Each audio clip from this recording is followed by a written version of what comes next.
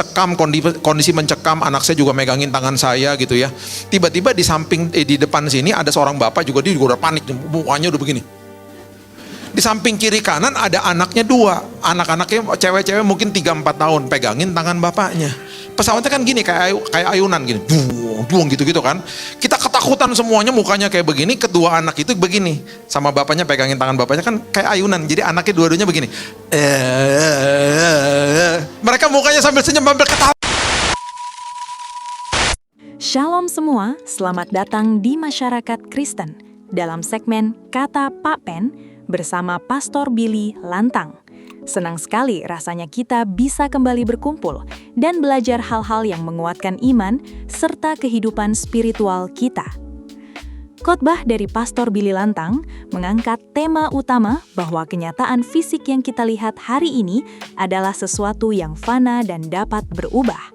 Sedangkan kebenaran firman Allah adalah sesuatu yang kekal dan berkuasa mengubahkan kenyataan. Siapkan catatanmu, siapkan hatimu. Tonton sampai habis supaya maksud dan tujuan Tuhan dalam renungan ini dapat kamu pahami dengan baik. Dan bantu kami dengan like, komen, subscribe. Let's go! Dalam perjalanan hidup, kita semua pasti pernah berhadapan dengan kenyataan-kenyataan pahit. Vonis penyakit, masalah keuangan, konflik keluarga, kegagalan bisnis, hingga perubahan musim hidup yang datang secara tiba-tiba tanpa ketukan pintu.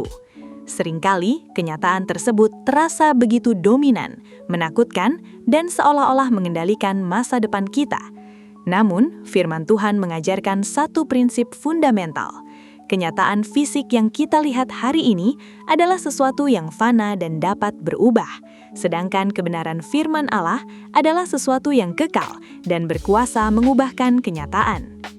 Siapkan catatanmu, siapkan hatimu, tonton sampai habis supaya maksud dan tujuan Tuhan dalam renungan ini dapat kamu pahami dengan baik. Dan bantu kami dengan like, komen, subscribe. Let's go! Dan setiap tahun kita ini punya kehidupan pasti melewati perubahan-perubahan. Saya ini sama istri saya lagi dalam kondisi yang sebenarnya bersedih, bangga dan bersedih juga gitu ya.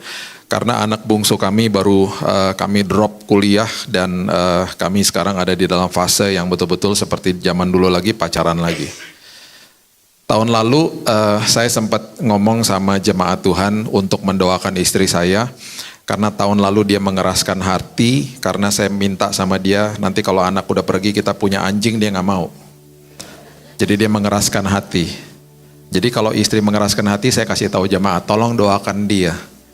Puji Tuhan, Tuhan udah jawab doanya, kami udah punya anjing, puji Tuhan. Ya, karena anak udah nggak ada yang dipeluk. Kita di keluarga suka peluk-pelukan, jadi ya udah kita peluk anjing aja sekarang. Setiap kali ada sebuah pergantian musim dalam hidup ini, dan kita ini ngalami pergantian musim itu bisa cepat, bisa secara berkala, bisa tiba-tiba kita kaget bahkan. Di tanggal 10 Desember 2018, saya jatuh di kamar mandi saya, lagi gosok gigi malam-malam.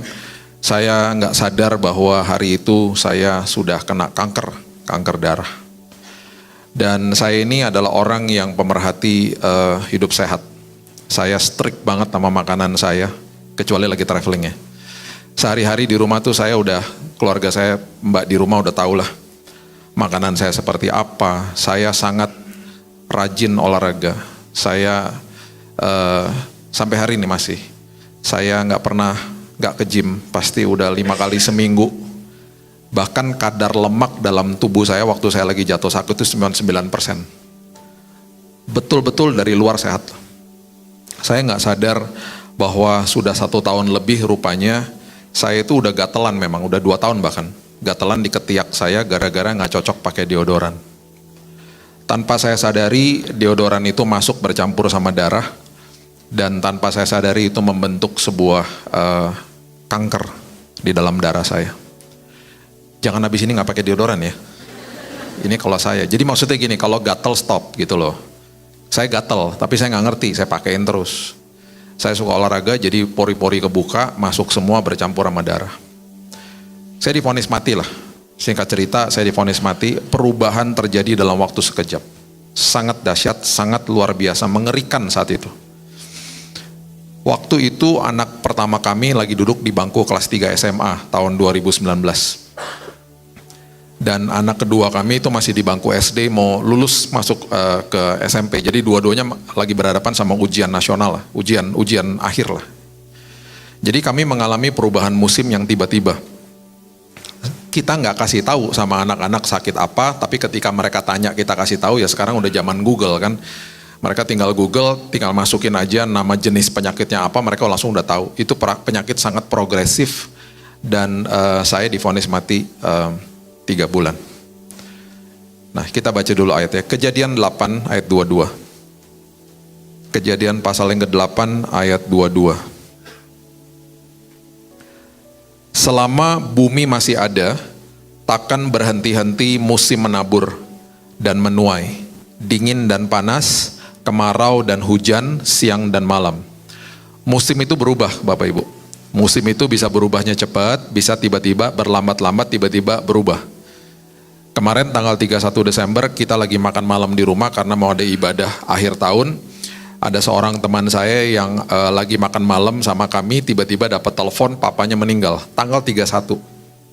Dia malam-malam itu memandikan jenazah papanya. Dia mendengar petasan di luar, dia lagi mandikan jenazah papanya. Jadi musim berubah, fase kehidupan berubah. Dan itu bisa kapan aja datangnya. Makanya saya tuh selalu mengingatkan dan sangat bawel sama jemaat. Jangan anggap enteng firman. Jangan anggap enteng firman. Saya menuai hasilnya dengan istri saya tuh hari ini ketika kami melihat anak-anak kami bertumbuh di dalam kebenaran firman. Saya selalu ajarkan mereka kalau kita bangun di rumah saat teduh pagi hari. Dan karena kita memang sibuk pagi hari, semuanya saat teduh sendiri-sendiri. Dan setiap malam kita pasti mesbah keluarga bersama-sama. Dan itu yang kita tanamkan dalam hidup mereka. Dan kemarin sebelum saya berpisah sama anak saya yang kedua, ada sebuah pernyataan dia yang membuat saya akhirnya menangis terharu. Karena dia bilang gini sama saya, dia umur 19 tahun. Dedi, aku nih banyak diserang sama Gen Z, sama generasinya dia. Bertanya tentang misalnya, kamu tahu dari mana Alkitab itu sah? Coba kamu jelaskan sama saya, Allah Tritunggal itu maksudnya apa? Kenapa disebut Yesus tuh anak Allah? Kok Tuhan punya anak? Gitu. Pertanyaan-pertanyaan yang sulit, yang sangat kritikal dilontarkan sama generasinya dia. Saya nggak pernah lupa dia ngomong gini sama saya. Dad, aku nih selama 2 tahun terakhir udah banyak belajar untuk supaya aku bisa jawab pertanyaan-pertanyaan seperti begitu karena aku harus pertahankan iman Kristenku. Itu anak saya ngomong gitu. Saya belajar apologet, kemudian saya lihat sumber-sumbernya. Bahkan waktu ada ibadah dengan teman-teman, sebelum dia berangkat saya bilang gini, mau gak kamu sharing? Mau. Teman-teman saya ada beberapa hamba Tuhan dari sekolah Alkitab, dengerin dan nyatet gitu ya, sampai bilang begini, ini luar biasa banget pelajarannya. Saya aja belajar, saya nyatet. Di situ waktu akhirnya saya pisah sama dia. Dia mulai kuliahnya dan saya pisah. Ada sebuah suara dalam hati saya ngomong gini, yang kamu tabur dalam hidupnya dia, bertahun-tahun, kamu tuai hasilnya hari ini. Karena warisan yang paling luar biasa kita bisa berikan kepada siapapun, bahkan kepada anak kita, adalah firman Tuhan. Gak ada yang lain. Kita kasih mereka uang, harta, jabatan, status, ketenaran, perusahaan, hancur tanpa firman. Tapi kalau kita kasih firman sama hidup mereka, apa yang kecil di tangan mereka jadi perkara besar. Itu sebabnya saya sangat strict sama mesbah keluarga. Saya nggak main-main sama firman Tuhan. Karena saya nggak mau anggap enteng firman Tuhan. Kalau saya anggap enteng firman Tuhan, berarti saya anggap enteng makanan rohani yang kita perlu setiap hari. Bapak Ibu, kita bisa puasa dari makanan jasmani. Makanan rohani nggak bisa puasa. Mana ada istilah puasa baca firman? Mana ada? Nggak ada lah. Kita puasa makanan jasmani, ya kalau kita puasa ada niatnya kita doa, oke, kita dikuatkan. Coba kita nggak makan, pasti lemes juga kan tubuhnya. Kalau kita puasa firman sehari aja, Pasti ada kekosongan di dalam hati kita dan tanpa kita sadari kita nggak sadar. Dan kita biarin aja terus, lama-lama jadi gaya hidup. Lama-lama jadi kekosongan, jadi sesuatu yang akhirnya membuat kehidupan kita akhirnya penuh sampah. Karena pintu gerbang ke dalam hati dan roh kita itu adalah mata dan telinga. Mata sama telinga nggak dijaga, lama-lama penuh sampah hidupnya akhirnya. Sama aja, kita makan makanan yang tidak bergizi, makanan yang salah, gorengan aja terus tiap hari misalnya. Makanan-makanan yang berlemak-lemak, lama-lama ya sakit lah tubuhnya. Saya punya teman usia 35 tahun minum minuman soda setiap hari. Dalam hitungan 3 tahun meninggal dia. Hancur, jebol ginjalnya. Hancur, cuci darah langsung. Nah itu sebabnya kalau kita biarin mata sama telinga kita memasuki perkara-perkara yang mengerikan, akhirnya salah sendiri, akhirnya semuanya jadi sampah. Dan ketika ada tekanan yang keluar sampah nanti. Setiap kali ada tekanan itu aslinya kita keluar. Makanya Yeremia 17 ayat 9 bilang begini, hati sudah membatu, siapakah yang tahu? Artinya Yeremia itu lagi ngasih tahu sama kita tuh gak kenal sama diri kita sendiri. Kita tuh gak tahu diri kita sendiri. Makanya banyak orang melakukan kriminal di kantor polisi bilang gini, saya kilaf pak, saya gak tahu saya ngelakuin apa pak. Dia gak sadar dia ngelakuin itu, dia tidak tahu dirinya sendiri. Makanya prinsip firman Tuhan selalu ngajarin apa? Makin kamu kenal sama pencipta kamu, makin kamu dekat intim dengan Tuhan, kamu makin kenal diri kamu sendiri. Jadi kita gak bisa sok tahu. Dan akhirnya ya orang-orang seperti begini, ikut Tuhan itu selalu transaksional. Semuanya serba keinginannya sendiri. Gak ngerti prinsip firman akhirnya. Gak ngerti arti daripada kekristenan. Kristen adalah pengikut Yesus. Beda sama orang, jadi gini, orang agama Kristen sama orang Kristen, beda lah. Orang agama Kristen adalah agama. Agama adalah ciptaan manusia. Agama adalah sesuatu prinsip. Dimana ketika saya berdoa, saya berharap Tuhan yang saya sembah menjawab doa saya. Itu agama. Termasuk agama Kristen ngajarin juga begitu. Tetapi orang Kristen, pengikut Yesus, dia gak akan kejar jawaban doa. Yang dia kejar penyertaan Tuhan selagi nunggu jawaban doa. Beda levelnya udah. Levelnya udah beda, jadi dia gak akan kecewa. Orang yang berharap sama jawaban doa, yang dia kejar jawaban doa, dia gak pernah kejar pengalaman sama Tuhan, kecewa sama Tuhan. Pasti ngomong gini, kok gitu sih Tuhan, kok gitu sih, kok saya gak dikasih sih. Saya ya kalau dengar orang ngomong komplain soal Tuhan, bagi saya orang itu sedang ikut Tuhan yang maha tahu, dianya sok tahu. Sesederhana itulah. Gini ya, Mazmur tuh udah kasih tahu, kita nih hidup 70 kalau kuat 80 tahun. Apa sih mau dikejar apa coba? Mau ngejar apa coba? Mau ngejar apa? Saya ini 28 tahun pelayanan mimbar, ketemu sama ribuan jemaat lah udah di mana-mana. Selalu yang saya temukan, orang yang kejar Yesus, menjadi pengikut Yesus, hidupnya sebelum ada jawaban doa udah lega. Sebelum dia lihat jawaban doa udah puas hidupnya. Kenapa? Karena dia ngalami Tuhan.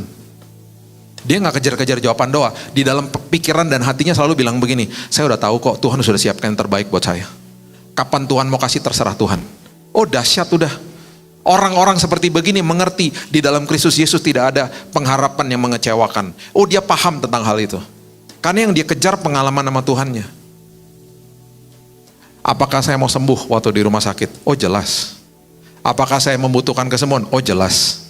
Tapi justru hari ini kalau orang tanya gini sama saya, Bill, lu dapat mujizat kesembuhan? Bukan. Mujizat yang gue terima adalah gue, istri gue sama 2 anak gue diubahkan Tuhan. Itu yang paling dahsyat. Yang namanya kesembuhan Tuhan tinggal balikin tangan sembuh kita. Tetapi yang namanya perubahan karakter memerlukan respon daripada kita. Jadi ketika ada masalah, ketika ada perubahan, yang dikejar apa? Yang dikejar pengalaman sama Tuhannya. Yang dikejar adalah saya berubahnya di dalam Tuhan gitu loh. Ya. Nah, ada satu ayat Roma 8 ayat 28. Ini ayat akhirnya menjadi pewahyuan yang luar biasa karena mengatakan kita tahu sekarang bahwa Allah turut bekerja dalam segala sesuatu, mendatangkan kebaikan bagi mereka yang mengasihi Dia, yaitu bagi mereka yang terpanggil sesuai dengan rencana Allah. Kita tahu kapan? Sekarang. Nah, kita tahu sekarang itu berarti kalau kita udah lewatin semuanya. Ketika Tuhan bilang begini, coba kamu lihat belakang, terus kita lihat ke belakang. Kita baru bisa bilang ini, wow, aku tahu sekarang bahwa selama aku lagi ngalamin proses, ternyata Tuhan merangkaikan segala hal untuk mendatangkan kebaikan bagi aku. Kapan? Sekarang. Sekarangnya kapan? Pas udah lewat semuanya. Saya waktu di rumah sakit ya, dokternya masuk. Dia bilang gini, Pak, besok Bapak akan ditetesin cairan kemo. Cairan kemonya itu kalau netes di tangannya suster, itu tangannya suster kebakar Pak, melepuh.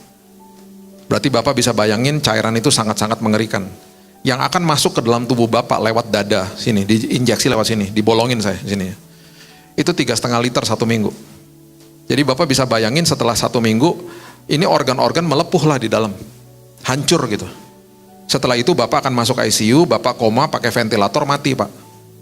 Saya bilang ini ngapain diobatin? Karena udah gak ada harapan. Oke. Betul, setelah habis diinjeksi 1 minggu, saya kejang-kejang. Saya panasnya 41 derajat, akhirnya saya ke dalam kondisi yang saya memorinya hilang. Ya, saya mengalami yang menurut saya pingsan karena saya udah gak sadar, istri saya di samping saya udah jerit-jerit. Itu kejadian selalu antara Senin sampai Kamis. Kondisi-kondisi kritis. Hari Jumat, Sabtu, Minggu, anak saya yang perempuan datang ke kamar. Bawa dia punya bangkelannya dia belajar untuk ujian. Anak saya yang pertama. Setiap kali dia datang di Jumat, Sabtu, Minggu, itu saya selalu dalam kondisi baik-baik saja. Jadi dia gak pernah ngelihat saya dalam kondisi kritis. Jadi mulai akhirnya saya bilang sama istri, sama suster-suster, jangan dikasih tahu ya. Kalau kemarin saya dalam kondisi kritis, nanti ini anak gak bisa belajar. Kan mau ujian. Jadi kita mulai ngelihat nih polanya seperti begitu tiap minggu. Sampai-sampai saya pernah ngomong sama istri saya, suruh si kakak datangnya tiap hari biar saya gak kritis. Karena setiap kali dia ada saya gak apa-apa. Jadi kayaknya ini kalau setiap kali dia datang saya dalam kondisi oke, kayak Tuhan butakan gitu loh. Dia gak boleh lihat gitu loh. Karena ngeri. Kalau di videoin saya ngelihat videonya, itu ngeri banget gitu loh. Kejang-kejang udah sampai begini-begini gitu. Dokter tuh berkali-kali udah siap-siap memasukin ke ICU. Tapi cuman gak pernah jadi. Karena selalu Tuhan bangkitkan saya. Udah ditarik mau masuk ICU, Tuhan bangkitkan kondisi normal, kondisi oke. Jadi mendekati kematian, mendekati masuk ICU itu berkali-kali lah. Singkat cerita ya. Setelah 1 bulan saya mengalami mujizat Tuhan. Dokternya tidak bisa menemukan kankernya. Dari 85% tinggal 0% hilang. Dalam hitungan 1 bulan. Kesaksian saya. Dan akhirnya saya masih dirawat lagi beberapa bulan sampai bulan Mei tahun 2019. Kemudian saya dikeluarkan dari rumah sakit tanpa obat. Ya, jadi itu terjadi hal-hal yang sungguh-sungguh merupakan banyak yang mengagetkan dokter-dokter lah pada saat itu. Selesai ya bulan Mei ini, singkat cerita aja. Bapak Ibu mungkin udah dengar di YouTube. Udah selesai bulan Mei saya keluar. Saya dapat email dari salah satu sekolah yang anak saya masukin lamaran. Namanya Biola University dari Los Angeles, California. Rektornya email saya. Bilang gini, hasil ujian anakmu luar biasa. Kami menawarkan beasiswa, kirim anaknya ke sini. Ini sekolah Kristen.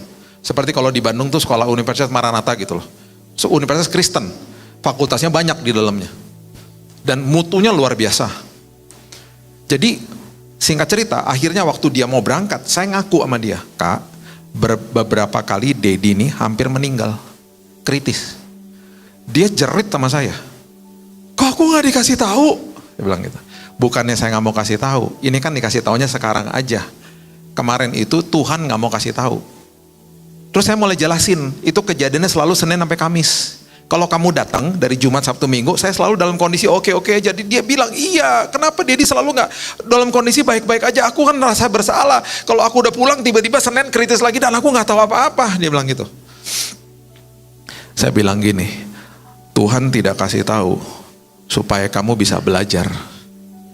Tuhan tidak kasih tahu sehingga kamu bisa belajar, kamu dapat angka luar biasa, dan hari ini kamu dapat beasiswa, kamu berangkat. Kalau kamu lihat, kamu depresi dan stres, angka kamu jelek, kamu gak dapat beasiswa hari ini.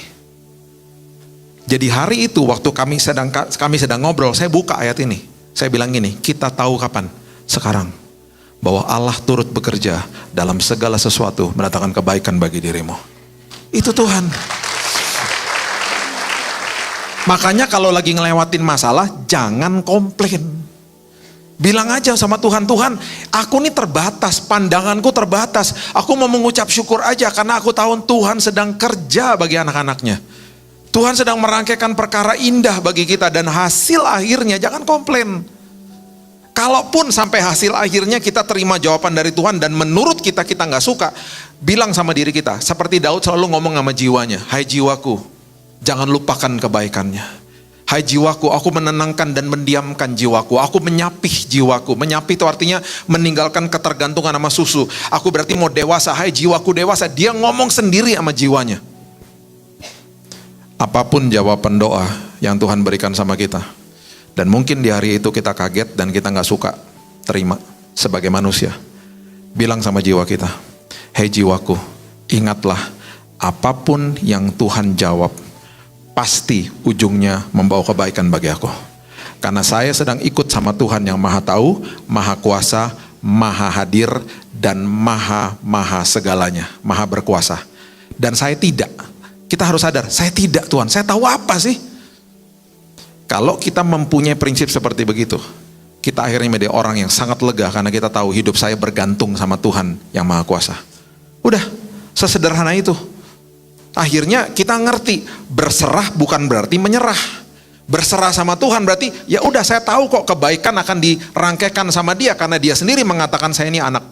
Saya adalah ahli waris dan saya adalah orang yang punya hak penuh atas semua janji Allah.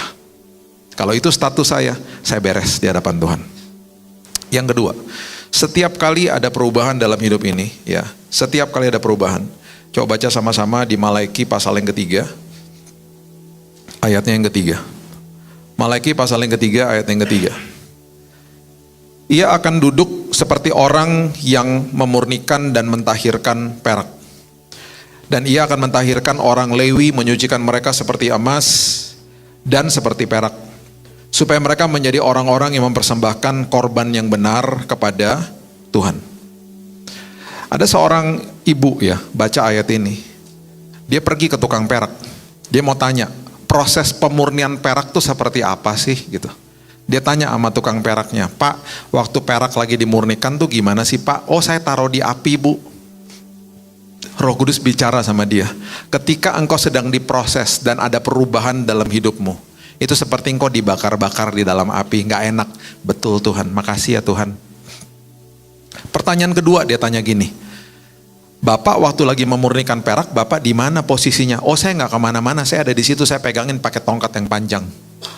Roh Kudus bicara lagi, waktu engkau sedang dimurnikan dan terjadi perubahan proses dalam hidupmu, aku gak pernah kemana-mana. Tidak pernah sedetik pun aku tinggalkanmu. Karena aku adalah Allah yang hidup di dalammu. Tidak tahukah engkau bahwa tubuhmu adalah bait Roh Kudus? Dan aku sudah selesaikan karyaku di kayu salib. Makanya jangan pernah doa syafaat bilang gini, Tuhan jangan tinggalkan aku. Jangan pernah doa kayak begitu. Saya suka sebel kalau dengerin doa gitu. Kenapa sih ini orang-orang baper banget sih? Tuhan jangan tinggalin aku. Gak pernah ditinggalin sama Tuhan. Gak pernah sedetik pun dia tinggalin. Anak kok ditinggalin, gak pernah lah. Dan Roh Kudus tinggal di dalam sini kok. Jadi harusnya doanya gitu, makasih ya Tuhan, Tuhan gak pernah ninggalin aku. Banyak loh ya, doa-doa yang kedengarannya sepertinya rohani, tapi ngawur sebenarnya. Contoh, Tuhan kami mau mulai ibadah, layakkan kami datang hadirat-Mu. Kemana aja loh? Baca firman gak?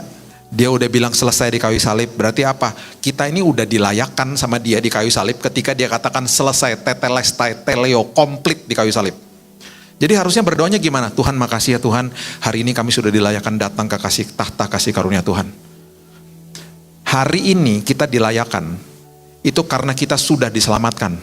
Dan terus sudah terima Yesus sebagai juru selamat. Itu posisi loh, positional namanya. Ya, positional sanctification, itu dikuduskan setiap hari kita. Jadi hari ini Bapak Ibu dan saya ini taat sama Tuhan, itu bukan untuk dapat keselamatan. Kita taat karena kita sudah menerima keselamatan. Itu maksudnya jangan kebalik-balik. Jangan kayak orang agamawi. Kita kekristenan itu bukan agama. Kekristenan adalah hubungan dengan Yesus. Nggak ada Tuhan turun dari tahtanya menghampiri manusia. Nggak ada. Semua agama adalah upaya manusia datang kepada Tuhan, kecuali Yesus. Nggak ada. Bukti nama saya, nggak ada. Tuhan turun dari tahtanya, firman menjelma jadi manusia, menjadi setara dengan manusia, menghampiri manusia untuk memulihkan hubungannya dengan Dia. Hayo. Luar biasanya, itu betul-betul luar biasa banget buat saya, udah. Mana ada kayak begitu. Terus dia bilang apa? Udah terima aja, makanya terima Yesus sebagai juru selamat. Makanya posisi vertikal hubungan dengan Tuhan selalu menerima. Pikiran orang agamawi seperti Marta. Pelayanan dong, betul. Tapi kenapa Marta ditegur sama Yesus? Dia melayani, betul, apa yang dilakukan betul kok, mulainya salah. Mulainya kayak gimana dong? Mulainya seperti Maria, duduk dulu di kakinya. Terima dulu dari dia, penuh dulu dengan semua kebaikan, ngerti dulu isi hatinya. baru melayani Tuhan. Jadi hubungan vertikal nggak bisa dimulai dari titik memberi, itu agamawi. Makanya orang pakai upaya-upaya, usaha-usaha. Makanya keluar dari mulutnya orang Kristen sekalipun ngomong gini, saya udah doa, saya udah puasa, kok Tuhan nggak jawab? Itu Marta. Itu sikapnya Marta. Makanya kalau ada orang ngomong gitu sama saya bilang gini. Kalau kamu bilang kamu udah puasa dan udah doa dan Tuhan nggak jawab, harusnya kamu udah puas karena doa dan puasa itu buat dirimu, bukan untuk ngatur-ngatur Tuhan. Itu supaya kamu lega dan kamu puas buat dirimu sendiri. Kedaulatan Tuhan adalah kedaulatan Tuhan. Harusnya kalau kamu sebagai pengikut Yesus, kamu akan ngomong ini, saya udah doa, saya udah puasa. Dan selagi saya nunggu jawaban doa, saya dilegakan sama Tuhan. Saya mengerti isi hati Tuhan, saya mengerti keintiman sama Tuhan, itu baru beres. Akhirnya orang datang kepada Tuhan sama seperti agama-agama yang lain, semuanya datang kepada Tuhan, berprinsip bahwa kalau saya lakukan sesuatu, saya melakukan ini, itu, dan lain sebagainya, nanti Tuhan akan jawab. Makanya orang kecewa sama Tuhan. Apalagi mengerikannya sekali, orang-orang seperti saya ini dianggap seperti orang yang paling dekat sama Tuhan. Saya mah jemaat Pak, Bapak kan udah punya akses khusus sama Tuhan, enak aja. Kita semua punya kuasa dan otoritas yang sama. Makanya dikit-dikit jangan gini, Pak doain Pak anak saya biar dapat jodoh. Pak doain Pak barang ketahan di bea cukai. Pak lama-lama saya ngerasa Tuhan itu dewa, saya dukunnya. Nggak bener kan? Nggak benar. Harusnya apa? Pak, saya ini bisnis lagi kacau Pak ya, lagi nggak beres nih ya. Pak bantu dalam doa aja ya Pak, supaya saya kuat, supaya saya diubahkan Tuhan. Pak bantu dalam doa aja Pak, supaya saya ini menang sama diri saya sendiri. Itu baru luar biasa. Bukan kejar-kejar tangannya Tuhan. Pak saya lagi bergumul, tapi saya udah dipuaskan Tuhan. Udah dapat jawaban doa? Belum. Saya udah lega Pak, udah dapat jawaban doa? Belum. Itu pengikut Yesus. Karena orang-orang seperti begitu adalah orang yang ngejar relationship, orang yang mengejar relasional sama Tuhan. Itu baru beres.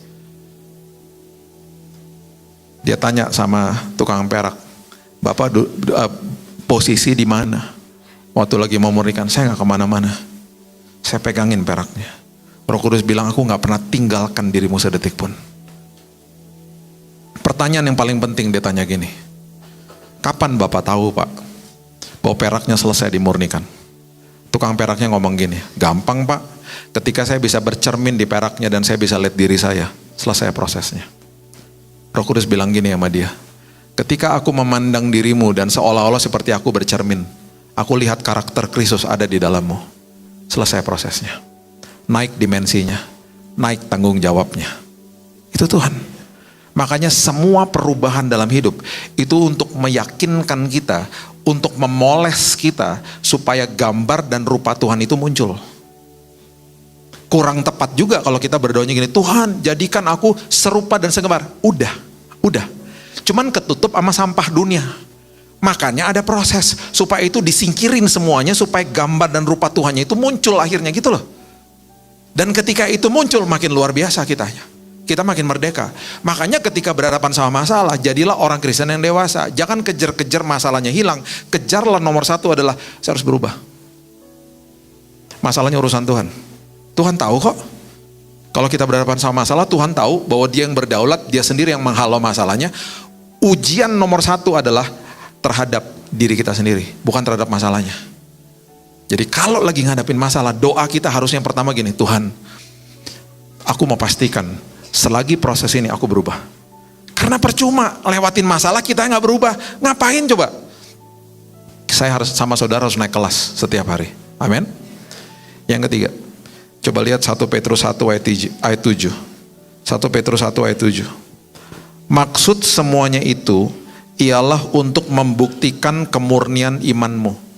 Setiap kali ada perubahan, itu adalah ujian di mana iman kita dan karakter kita tuh dimurnikan terus sama Tuhan. Kalau tadi gambar dan rupa Tuhannya itu dipoles, sekarang iman kita harus bertumbuh. Karakternya harus tahan uji. Maksud semuanya untuk membuktikan kemurnian imanmu, yang jauh lebih tinggi nilainya daripada emas yang fana, yang diuji kemurniannya dengan api, sehingga kamu memperoleh puji-pujian, kemuliaan, kehormatan pada hari Yesus Kristus menyatakan dirinya. Oke, perhatikan ini baik-baik. Firman Tuhan itu mengandung paradoks. Artinya bertolak belakang sama logika manusia.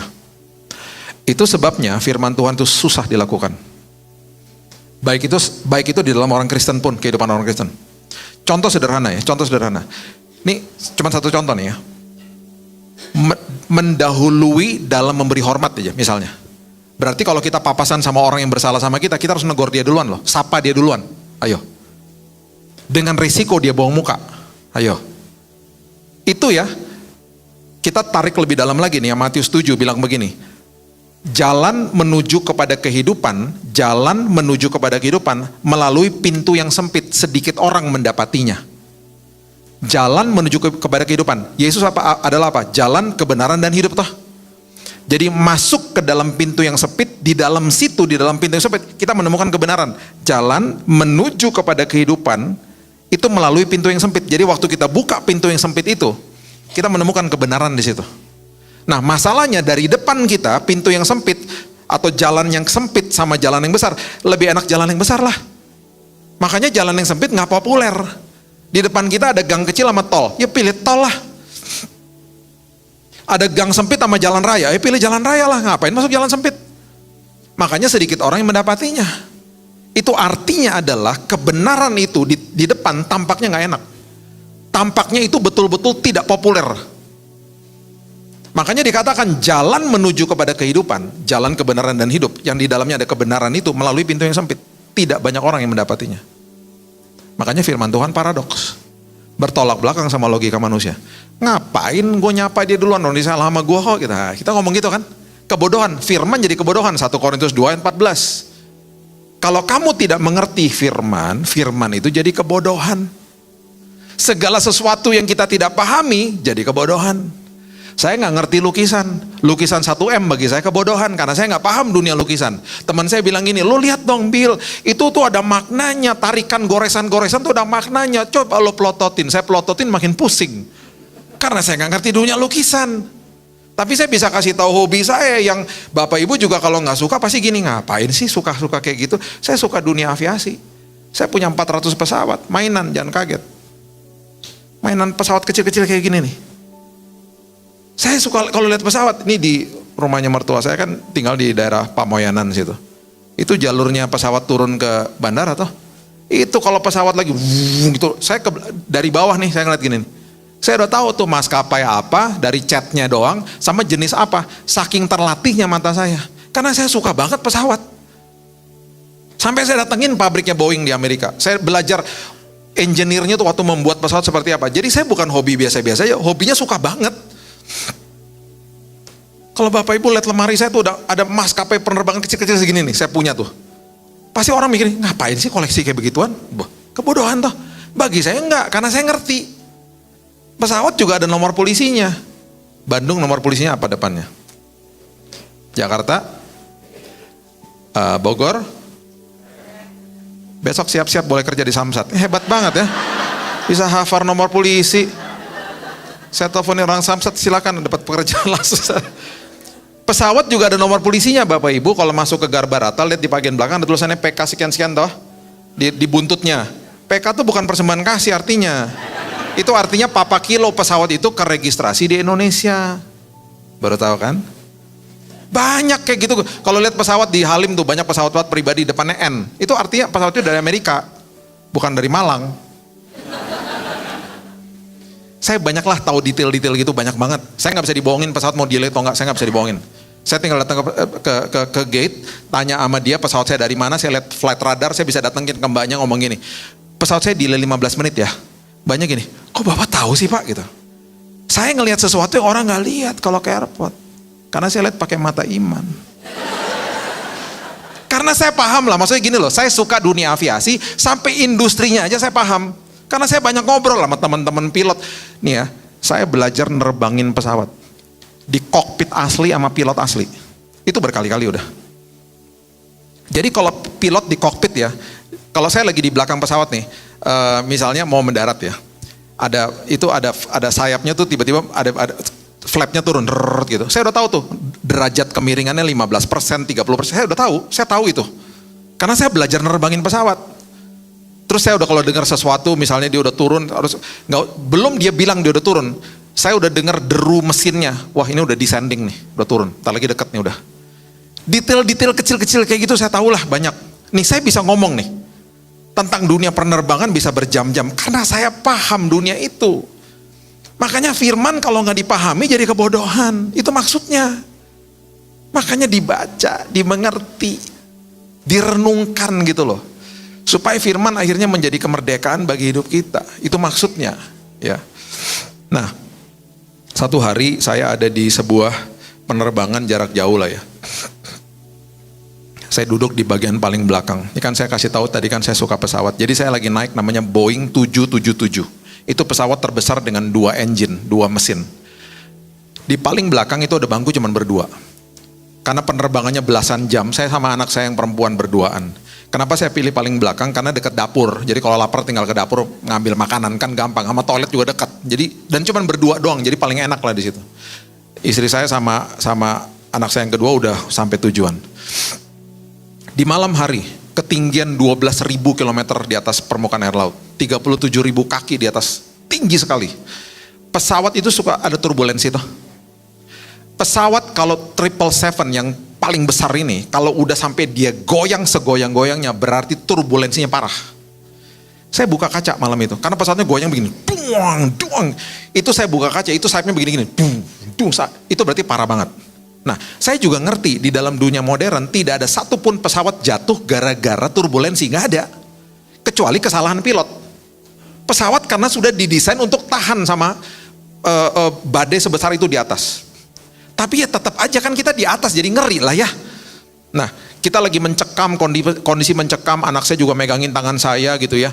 Tiba-tiba di samping, di depan sini ada seorang bapak juga, dia juga udah panik, mukanya udah begini. Di samping kiri kanan ada anaknya 2. Anak-anaknya cewek-cewek mungkin 3-4 tahun, pegangin tangan bapaknya. Pesawatnya kan gini, kayak ayunan gini, duung gitu-gitu kan. Kita ketakutan semuanya, mukanya kayak begini, kedua anak itu begini. Sama bapaknya pegangin tangan bapaknya kan kayak ayunan. Jadi anaknya dua-duanya begini. Mereka mukanya sambil senyum, sambil ketawa-ketawa. Saya akhirnya sama anak saya ngeliatin mereka jadi ketawa juga. Ya lucu juga ya gitu. Sampai saya mikir, ketakutan itu ternyata memang cuma di pikiran kita ya. Cuman persepsi kita doang kan. Nah akhirnya kan turbulensi itu kan ada masa di mana dia berhenti kan. Udah gitu nanti tulisan seat belt sign-nya off tung gitu. Berarti kan udah aman. Kondisi udah aman gitu, udah terbangnya udah aman lagi. Kelihatan lah bahasa tubuhnya semua lega. Tiba-tiba tuh 2 anak ngomong gini sama papanya. Pak kok udahan sih pak gitu. Ya udahan lah. Masa mau terus-terusan. Di situ ya saya belajar sesuatu. Kalau lagi ada badai hidup, anggap aja ayunan udah.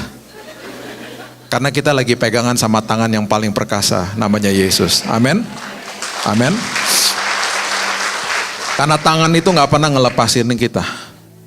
Itu membuktikan kemurnian iman kita sama dia. Dan saya belajar satu hal. Makin sering ngucap syukur, makin dikuatkan kita. Stop mengeluh. Jangan keluarkan kata-kata negatif. Kalau lagi masalah sama istri, sama suami, jangan bilang dia brengsek. Pak doain pak suami saya lagi pergi, brengsek tuh orang tuh. Jangan ngomong gitu. Bilang gini, doain ya pak suami saya, dia lagi pergi pak, lagi nggak di rumah. Tapi saya tahu pak, saya perkatakan kata-kata berkat. Dia adalah orang yang sudah diambil sama Tuhan, jiwanya sudah milik Tuhan. Saya percaya dia akan kembali dalam nama Yesus. Ngomong hal-hal positif tentang siapapun atas hidup kita. Amin. Yang terakhir coba lihat. Di dalam semua perubahan, Tuhan lagi merubahkan prioritas kita. Di kapal Titanic ya, waktu lagi tenggelam, itu banyak banget jenazah ditemukan di dasar laut, berpelukan nama kopernya. Karena banyak orang kaya naik kapal Titanic. Waktu mereka harusnya kejar sekoci, yang memang jumlahnya cuma terbatas. Mereka lari ke kamar ambil koper. Yang isinya banyak hartanya, kan banyak orang kaya. Mereka mati di dasar laut pelukan nama kopernya. Mereka lupa prioritas dalam hidupnya. Coba saya tutup dengan ini ya. Kisah Rasul 27 ayatnya yang ke-18 dan 38. Kisah Rasul 27 ayat 18 dan 38. Ini perjalanan Paulus Dia lagi berjalan atau lagi naik kapal laut ya. Dia lagi naik kapal barang sebenarnya. Dia lagi mau pergi ke Roma. Tiba-tiba di tengah jalan terjadilah badai dan ini yang terjadi. Kalau kapal barang prioritasnya adalah muatannya ya. Muatannya tuh gandum, berarti prioritasnya gandumnya. Gandumnya akan di-unloading di Roma, kemudian mereka dapat uang. Karena bawa kargo nih. Kisah Rasul 27 ayat 18. Karena kami sangat hebat diombang-ambingkan angin badai, maka pada keesokan harinya mereka mulai membuang muatan kapal ke laut.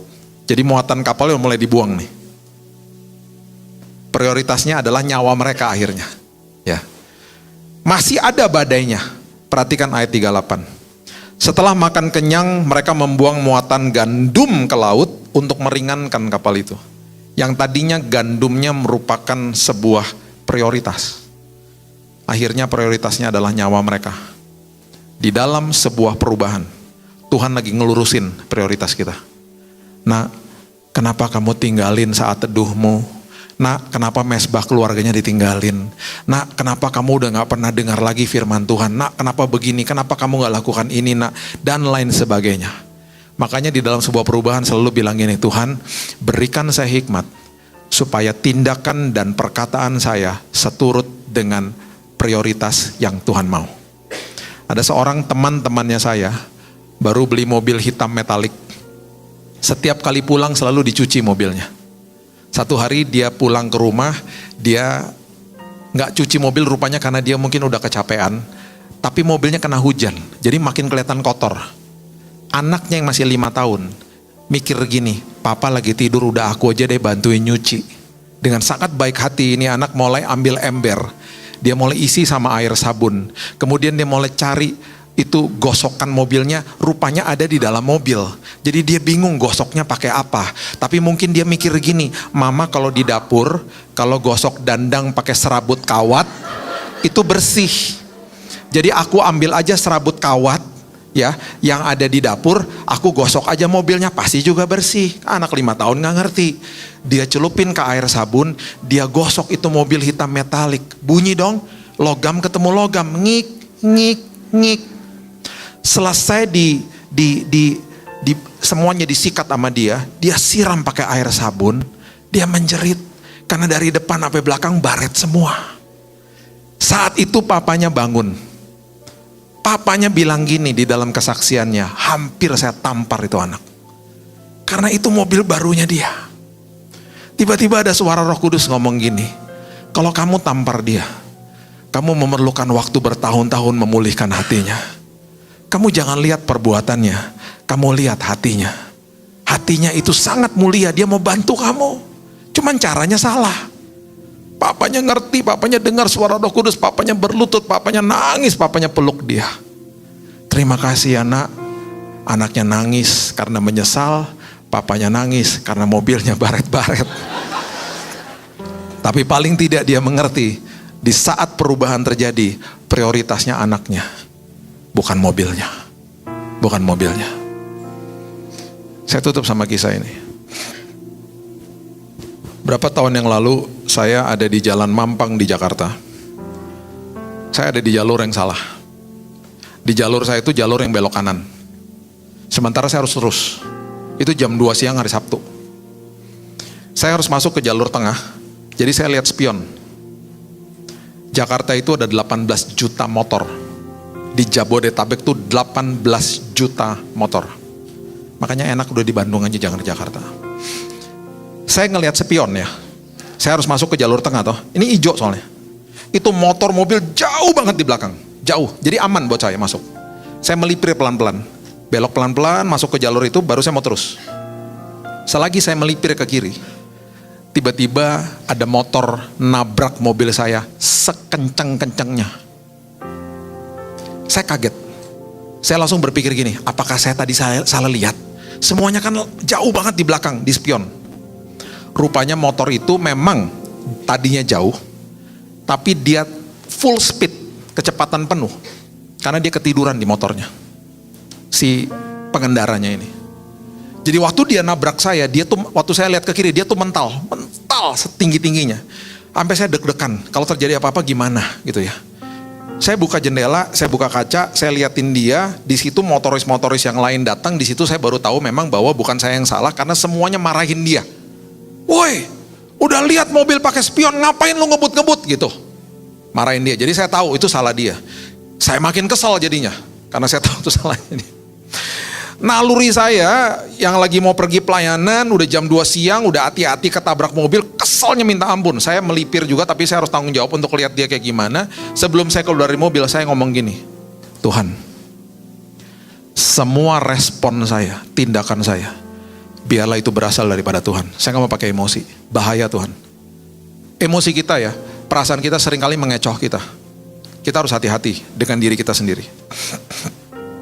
Saya keluar dari mobil. Itu orang udah pegangin tangannya berdarah. Puji Tuhan dia gak apa-apa, gak ada yang patah, semuanya aman. Motornya juga aman. Kerusakan kecil di depan. Saya datengin dia, dia lagi jongkok di bawah. Saya peluk dia. Tiba-tiba ini yang kata-kata keluar dari mulut saya. Kenapa sih mas buru-buru? Dia nangis.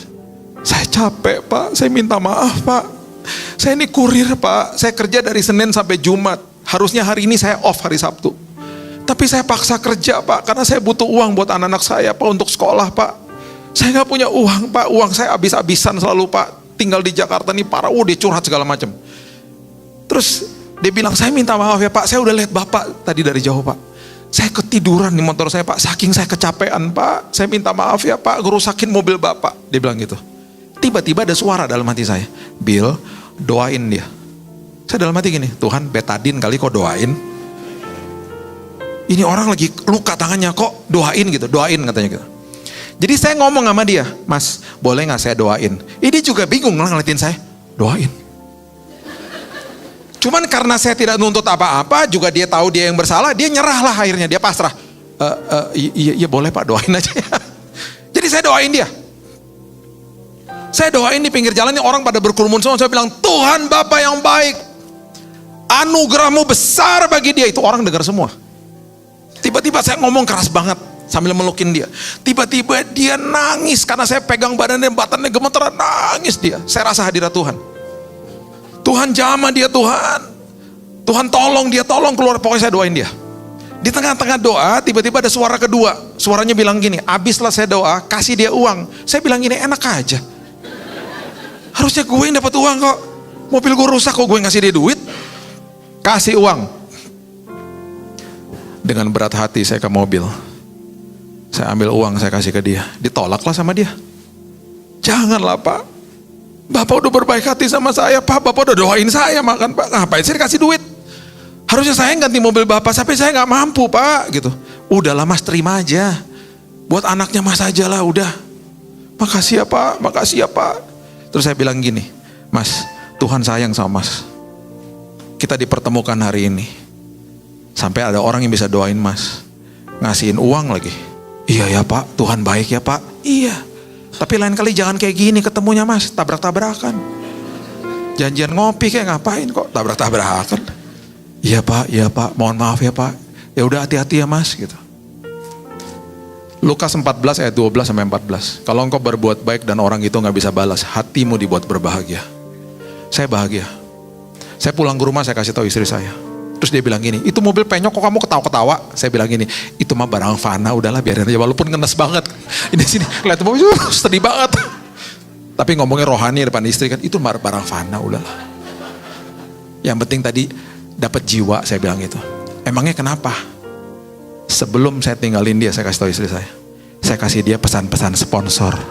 Kamu ngomong apa? Saya bilang gini masnya, mas, ada YouTube nggak? Ada. Ada TikTok nggak? Ada. Coba buka-buka. Dia buka. Tulis Billy Lantang. Ih, bapak pendeta ya pak gitu. Udah nggak penting pendeta-pendetaan. Yang penting nanti pulang dengerin khotbahnya ya. Supaya bisa membantu. Supaya mas dapat jawaban. Oh ya pak, pasti saya dengerin dia ngomong gitu. Oh saya seneng dong. Saya bilang gini sama istri saya. Kalau tadi saya marah-marah. Saya kehilangan kesempatan untuk bersaksi kepada nih orang. Saya berdoa satu hari, saya jumpa sama dia di sorga nanti. Saya bisa kehilangan kesempatan. Perubahan terjadi sangat cepat, tabrakan loh. Tapi ketika responnya benar, Tuhan lagi kasih tahu prioritasnya bukan mobil kamu, prioritasnya jiwanya itu. Di dalam semua perubahan, Tuhan lagi ngajarin kita sesuatu. Saya percaya 10 bulan ke depan, Tuhan sudah berjalan di depan kita. Ulangan 31 ayat 8. Itu sebabnya gak usah takut bahaya. Apapun terjadi dalam hidup, mengucap syukur. Minta hikmat sama Tuhan. Banyak perkara besar yang Tuhan mau berikan dalam hidup saudara. Amin. Berikan tepuk tangan kita untuk Tuhan kita. Setelah kita mendengarkan renungan tadi, sebelum kita masuk ke pembahasan selanjutnya, kami ingin mengajak teman-teman untuk turut mendukung perkembangan channel Masyarakat Kristen. Jika renungan ini memberkati dan menjadi berkat bagi teman-teman, Anda dapat berpartisipasi melalui donasi. Dukungan sekecil apapun akan sangat berarti untuk membantu kami terus menghadirkan konten-konten yang membangun iman. Link donasi tersedia di kolom komentar, atau Anda juga dapat memberikan dukungan melalui fitur Super Thanks di YouTube. Terima kasih atas doa, dukungan, dan kebaikan hati teman-teman. Tuhan memberkati. Sekarang, mari kita lanjutkan ke ringkasan renungan. 1. Musim berubah tapi firman tetap teguh. Sahabat, hidup ini seperti musim. Kadang cerah, kadang hujan. Kadang tenang, kadang badai. Dan yang paling berat adalah ketika perubahan datang secara tiba-tiba. Inilah yang dialami oleh Pastor Billy Lantang. Di akhir tahun 2018, seorang pria yang sangat bugar, rajin olahraga 5 kali seminggu, tiba-tiba pingsan di kamar mandi. Bayangkan, dari seorang yang sehat dan kuat, ia divonis oleh tim medis hanya memiliki sisa waktu 3 bulan. Penyebabnya apa? Iritasi deodoran selama 2 tahun yang memicu kanker darah stadium lanjut. Sebuah musim yang datang tanpa ketukan pintu. Tapi, di tengah guncangan itu, ada satu pertanyaan penting. Seberapa kuat pondasi iman kita? Banyak dari kita meremehkan pentingnya membaca firman Tuhan setiap hari. Padahal, firman adalah makanan rohani yang tidak boleh kita liburkan. Kalau kita bisa berpuasa dari makanan jasmani, tidak ada istilah puasa dari firman Tuhan. Coba renungkan, kalau hati kita tidak diisi firman, ia akan perlahan-lahan diisi oleh sampah duniawi. Dan saat badai datang, yang keluar dari mulut kita bukanlah iman, tapi kepanikan dan keputusasaan. Harta, jabatan, dan ketenaran bisa lenyap dalam sekejap, tapi firman Tuhan yang tertanam di hati, itulah yang akan menuntun kita melewati badai terburuk sekalipun. Karena itulah, Pastor Billy mengajarkan pentingnya membangun mesbah keluarga, doa bersama yang menjadi benteng rohani bagi anak-anak kita. 2. Pengikut Kristus bukan sekedar beragama. Ini penting sahabat. Banyak dari kita mungkin mengaku Kristen, tapi pola hubungan kita dengan Tuhan sering keliru. Ada 2 cara pandang. Pertama, cara pandang agamawi. Ini seperti Marta dalam Alkitab. Sibuk melayani, sibuk beraktivitas, tapi memandang Tuhan secara transaksional. Tuhan, saya sudah berdoa, saya sudah berpuasa, saya sudah berbuat baik. Sekarang Engkau wajib menjawab doaku sesuai dengan skenario saya. Dan ketika jawaban tidak sesuai harapan, kecewa, mengeluh, bahkan marah. Tapi ada cara pandang kedua, cara pandang pengikut Kristus sejati. Ini seperti Maria. Sebelum melakukan apapun, Maria lebih dulu duduk di kaki Yesus, menyerap firman-Nya, menikmati kehadirannya. Pengikut sejati tidak mengejar jawaban doa semata. Mereka mengejar penyertaan dan kehadiran Tuhan di tengah proses menunggu. Hati mereka sudah tenang dan puas, bahkan sebelum doa mereka terkabul. Mengapa? Karena mereka mengenal Allah yang Maha Tahu dan Maha Kuasa. Dan bagi mereka, mengenal Dia sudah cukup. 3. Allah memakai ujian untuk memurnikan. Sahabat, Roma 8 ayat 28 mengajarkan bahwa Allah turut bekerja dalam segala sesuatu untuk mendatangkan kebaikan. Kata kuncinya adalah, kita tahu sekarang. Artinya, kita sering baru memahami semuanya setelah kita berhasil melewati proses ujian tersebut. Ketika kita melihat ke belakang, barulah kita menyadari bahwa Allah sedang merangkaikan setiap episode pahit, seperti manik-manik, menjadi sebuah mahakarya yang indah. Inilah yang terjadi dalam kehidupan Pastor Billy. Selama pengobatan, ia harus menjalani suntikan kimia keras 3,5 liter per minggu. Tubuhnya terbakar Kejang-kejang, suhu mencapai 41 derajat Celcius. Tapi perhatikan ini, setiap kali kondisi kritis melanda di hari Senin sampai Kamis, anak-anaknya tidak pernah melihatnya meringis, karena itu terjadi di jam sekolah. Dan di hari Jumat sampai Minggu, saat anak-anak datang berkunjung, Tuhan memberi kekuatan ajaib sehingga kondisinya tampak stabil. Tuhan menjaga hati anak-anaknya. Ia tidak membiarkan mereka jatuh depresi di tengah persiapan ujian nasional. Dan hasilnya apa? Dalam waktu 1 bulan, mujizat terjadi. Sel kanker yang tadinya menguasai 85% tubuhnya dinyatakan hilang total, 0%. Tapi mujizat terbesar bukanlah kesembuhan fisik semata. Mujizat terbesar adalah perubahan karakter dan kedewasaan rohani seluruh keluarga. Tidak lama kemudian, putri sulungnya mendapat beasiswa penuh di Biola University Los Angeles. Tuhan tidak pernah terlambat. Ia selalu merangkaikan kebaikan dari setiap kejadian. Pastor Billy menggunakan analogi yang indah dari Maleakhi 3 ayat 3. Seorang tukang perak akan memegang perak di atas api yang panas. Ia tidak pernah meninggalkan perak itu sedetik pun. Ia akan terus mengawasi dan memurnikannya, sampai ia bisa melihat bayangan wajahnya sendiri terpantul jernih di permukaan perak tersebut. Begitu pula dengan kita. Roh Kudus tidak pernah meninggalkan kita saat kita berada di dalam tanur ujian. Proses pembakaran itu baru akan berhenti ketika karakter Kristus mulai terpancar nyata dari dalam diri kita. 4. Iman yang tahan uji dan prioritas yang lurus. Sahabat, 1 Petrus 1 ayat 7 mengajarkan bahwa segala penderitaan dan ujian bertujuan membuktikan kemurnian iman kita yang nilainya jauh lebih tinggi daripada emas. Tapi ingat, jalan Tuhan sering terasa sempit, butuh kerendahan hati, butuh keberanian untuk mengampuni, memaafkan, dan tidak membalas kejahatan.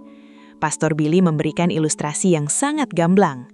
Bayangkan Anda sedang naik pesawat Boeing 777. Tiba-tiba turbulensi hebat mengguncang pesawat di ketinggian 37.000 kaki. Para penumpang dewasa ketakutan, berteriak. Tapi lihatlah anak-anak kecil di sebelah Anda. Mereka tertawa. Mengapa? Karena mereka memegang erat tangan ayahnya. Bagi mereka, guncangan itu terasa seperti permainan ayunan. Sahabat, ketika badai guncangan ekonomi atau kesehatan melanda, ingatlah, Anda sedang dipegang oleh tangan Yesus yang Maha Kuasa. Selama tangannya memegang Anda, guncangan itu bukan untuk menghancurkan, tapi untuk mengayun Anda ke tingkat iman yang lebih tinggi. Lalu ada satu lagi pelajaran penting, prioritas. Dalam Kisah Para Rasul 27, saat kapal dihantam badai, para pelaut membuang seluruh muatan gandum ke laut. Gandum yang tadinya menjadi prioritas bisnis utama, mendadak tidak berharga dibandingkan keselamatan nyawa. Tuhan sering memakai masalah untuk memanggil kita kembali, untuk mengingatkan bahwa hubungan dengan Dia dan jiwa-jiwa manusia jauh lebih berharga daripada materi yang sementara. Pastor Billy membagikan 2 kisah yang menyentuh hati. Kisah pertama, mobil baret. Seorang ayah membeli mobil baru berwarna hitam metalik. Suatu hari anaknya yang berusia 5 tahun ingin membantu mencuci mobil papa. Dengan polosnya, ia menggunakan serabut kawat pencuci piring. Seluruh mobil baret parah. Sang ayah hampir memukul anaknya, tapi Roh Kudus menegur. Lihatlah niat tulus hatinya. Sang ayah memeluk anaknya dan menangis. Ia sadar, hubungan dengan anaknya jauh lebih berharga daripada mobil. Kisah kedua, kecelakaan di Mampang. Mobil Pastor Billy ditabrak oleh seorang kurir motor yang mengantuk karena bekerja terlalu keras demi biaya sekolah anaknya. Meskipun mobilnya rusak dan ia tidak bersalah, Pastor Billy tidak marah. Ia malah merangkul pemuda itu, mendoakannya di pinggir jalan, memberi uang bantuan dan memberitakan Injil. Inilah prioritas sejati, menyelamatkan jiwa bukan mempertahankan harta. Dari pesan materi yang begitu kaya ini, terdapat 5 nilai utama yang harus kita terapkan secara nyata dalam kehidupan sehari-hari, yaitu 1. Membangun disiplin rohani harian yang konsisten. Nilainya, firman Tuhan adalah makanan utama bagi roh manusia. Tanpa konsumsi firman yang teratur, roh kita akan menjadi lemah dan mudah dikuasai oleh rasa takut serta keputusasaan. Penerapan sehari-hari, alokasikan waktu khusus di pagi hari untuk saat teduh pribadi, membaca dan merenungkan kitab suci sebelum memulai aktivitas atau membuka media sosial. Bangun mesbah keluarga di malam hari. Sempatkan waktu 15 hingga 30 menit berkumpul bersama pasangan dan anak-anak untuk saling berbagi kebaikan firman Tuhan, saling mendoakan, dan menguatkan satu sama lain. Jaga pintu gerbang mata dan telinga dari tontonan, bacaan, atau percakapan negatif yang berpotensi merusak kedamaian hati. 2. Beralih dari Kristen agamawi menjadi pengikut Kristus sejati. Nilainya, fokus utama kekristenan adalah hubungan keintiman dengan Yesus, bukan sekadar memanfaatkan Tuhan untuk mendapatkan keajaiban atau jawaban doa instan. Penerapan sehari-hari, ubah pola doa dari yang bersifat menuntut, yaitu Tuhan harus beri saya ini dan itu, menjadi doa keserahan diri, yaitu Tuhan, ubahkan hatiku agar sesuai dengan kehendak-Mu dan berikan aku kekuatan di tengah proses ini. Belajarlah untuk tetap bersyukur dan beribadah dengan hati yang tenang, bahkan ketika kenyataan di lapangan belum menunjukkan tanda-tanda perubahan. Utamakan mencari kehadiran Tuhan, melebihi mengejar hadiah dari tangan Tuhan. 3. Mengubah respon saat menghadapi ujian dan badai hidup. Nilainya, masalah adalah sarana pemurnian karakter. Tuhan mengizinkan masalah bukan untuk menghancurkan kita, melainkan untuk mengikis sifat-sifat buruk dan memunculkan karakter Kristus dalam diri kita. Penerapan sehari-hari, saat berhadapan dengan krisis, kesehatan, keuangan, atau relasi, hentikan kebiasaan mengeluh, menyalahkan orang lain atau mengutuki keadaan. Latih pikiran untuk berkata, Tuhan, aku tidak mengerti mengapa hal ini terjadi, tetapi aku percaya Engkau sedang merangkaikan kebaikan. Ubahkan karaktermu lewat masalah ini. Pandanglah guncangan hidup dengan kacamata iman, seperti anak kecil yang memegang erat tangan ayahnya di tengah turbulensi pesawat terbang. 4. Menempatkan jiwa dan hubungan di atas harta materi. Nilainya, barang-barang di dunia ini bersifat fana dan akan hancur, sedangkan jiwa manusia bernilai kekal di mata Allah. Penerapan sehari-hari, jangan mengorbankan hubungan keluarga, pernikahan, atau kesehatan jiwa hanya demi mengejar materi, jabatan, atau gengsi sosial. Ketika anggota keluarga atau anak melakukan kesalahan yang merugikan secara materi, utamakan untuk merangkul dan mendidik hati mereka dengan kasih, daripada meluapkan amarah yang merusak jiwa mereka. Belajarlah untuk melepaskan pengampunan dan berbuat baik kepada orang-orang yang merugikan kita, sebab tindakan kasih tersebut berpotensi memenangkan jiwa mereka bagi Kristus. 5. Mempraktikkan perkataan yang mengandung berkat dan iman. Nilainya, perkataan yang keluar dari mulut kita memiliki kuasa. Perkataan negatif hanya akan memperkeruh situasi, sedangkan perkataan iman melepaskan kuasa pemulihan. Penerapan sehari-hari, hentikan mengucapkan pelabelan negatif kepada pasangan, anak, atau rekan kerja, seperti menyebut mereka tidak berguna, jahat, atau bodoh. Deklarasikan firman Tuhan dan perkataan berkat atas keluarga dan masa depan Anda, bahkan saat situasi kelihatan tidak menjanjikan.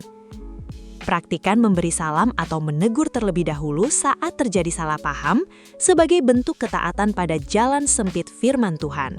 Melalui seluruh perenungan ini, kita disadarkan kembali pada satu kebenaran agung. Kenyataan hidup yang kita hadapi hari ini harus dan pasti tunduk pada kebenaran firman Allah. Kenyataan mungkin mengatakan bahwa tubuh Anda sedang sakit, keuangan Anda sedang terguncang, atau masa depan Anda tampak buram. Namun, kebenaran firman Allah menyatakan bahwa di dalam Kristus tidak ada pengharapan yang mengecewakan. Allah turut bekerja dalam segala sesuatu, termasuk dalam air mata, rasa sakit, dan kegagalan kita, untuk merangkaikan sebuah jalan keluar yang indah pada waktunya. Proses pemurnian yang sedang Anda jalani saat ini bukanlah bukti bahwa Tuhan telah meninggalkan Anda. Sebaliknya, seperti seorang tukang perak yang tekun memegang peraknya di atas api, Roh Kudus sedang memegang hidup Anda dengan sangat erat. Dia tidak pernah membiarkan Anda sendirian sedetik pun. Dia sedang memoles dan mengikis segala sampah duniawi dari hidup Anda, sampai bayangan karakter Kristus terpancar sempurna melalui kerendahan hati, kasih, dan keteguhan iman Anda. Ketika prioritas hidup kita telah diluruskan, di mana kita menempatkan Kristus dan keselamatan jiwa di atas segala harta fana, maka tidak ada badai dunia ini yang sanggup menggoyahkan kedamaian kita. Turbulensi hidup tidak lagi menjadi monster yang menakutkan, melainkan menjadi sarana ayunan iman yang membawa kita naik ke tingkat kedewasaan yang lebih tinggi. Sahabat yang dikasihi Tuhan, jika hari ini Anda sedang berada di tengah-tengah pergantian musim yang berat atau berjalan di dalam lorong ujian yang gelap, ambil keputusan hari ini untuk tidak lagi mengandalkan kekuatan diri sendiri. Serahkan seluruh kekhawatiran Anda ke dalam tangan Yesus yang Maha Kuasa. Bangkitkan kembali mesbah doa dan perenungan firman di rumah Anda. Ingatlah bahwa kemenangan Anda tidak ditentukan oleh seberapa besar masalah yang Anda hadapi, melainkan oleh seberapa dalam Anda melekat pada pribadi yang memegang masa depan Anda. Tetaplah berdiri teguh, perkatakan firman-Nya, dan saksikan bagaimana kenyataan hidup Anda bertahap tunduk di bawah keagungan kebenaran Kristus. Terima kasih telah menyimak materi ini hingga selesai. Kiranya pesan ini menjadi pelita yang menerangi setiap langkah hidup Anda, membawa pemulihan bagi keluarga Anda, dan membangkitkan iman yang tak tergoyahkan. Sampai jumpa pada pembahasan inspiratif berikutnya. Tuhan Yesus memberkati Anda berlimpah-limpah.